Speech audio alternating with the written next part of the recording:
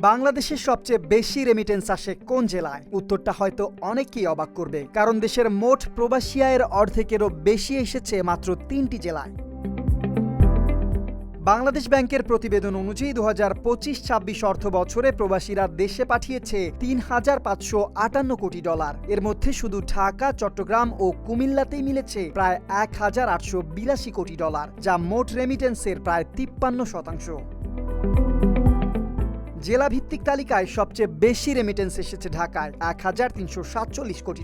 এরপর রয়েছে চট্টগ্রাম ও কুমিল্লা। শীর্ষ ১০ জেলার তালিকায় আরও আছে সিলেট, নোয়াখালী, ফেনী, ব্রাহ্মণবাড়িয়া, চাঁদপুর, টাঙ্গাইল ও মুন্সিগঞ্জ। এই ১০ জেলা মিলেই পেয়েছে দেশের মোট রেমিটেন্সের ৭১%-এর বেশি।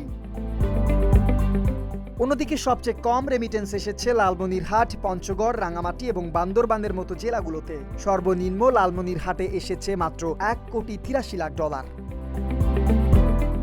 অর্থনীতিবিদদের মতে দীর্ঘদিনের অভিবাসন ধারা, পারিবারিক নেটওয়ার্ক এবং বিদেশে কর্মসংস্থানের সুযোগের কারণেই কয়েকটি জেলায় রেমিটেন্স বেশি কেন্দ্রীভূত হয়েছে। তবে এই বৈষম্য কমাতে প্রয়োজন দক্ষ জনশক্তি তৈরি, নিরাপদ অভিবাসন এবং নতুন শ্রমবাজারে প্রবেশের সুযোগ বাড়ানো।